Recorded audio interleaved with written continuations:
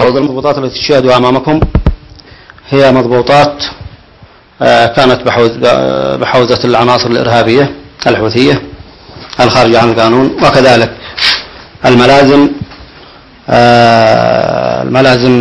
التي تم ضبطها في النقاط الأمنية، سيديهات، وكذلك الأشرطة الكاسيت، وبعض الملازم والشعارات، ومنها بعض الذخائر التي تم ضبطها في النقاط الأمنية.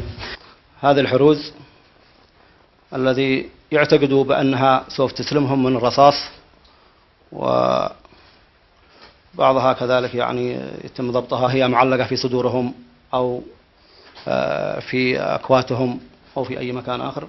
يحظون الشظايا المعدنية.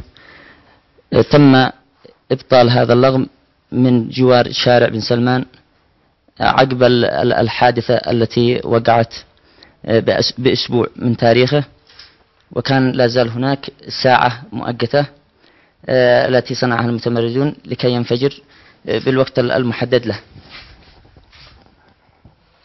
أما هذا هو عبارة عن صاروخ قص زعانفه، واستخدمت له هذه الساعة المؤقتة التي لم يعد هناك عقاربها، ويستخدم كلغم متفجر.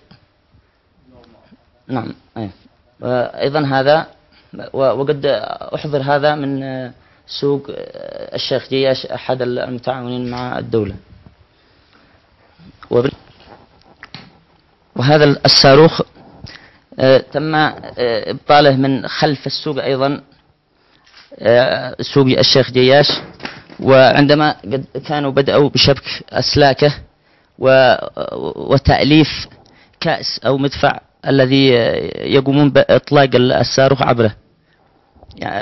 أول مدفع أيضا مصنع محليا. هؤلاء اللغمين، بالنسبة لهؤلاء اللغمين الاثنين أيضا مصنعات محليا، فقد تم التعامل معهن من منزل الأخ المحافظ حسن مناع في منطقة الطلح.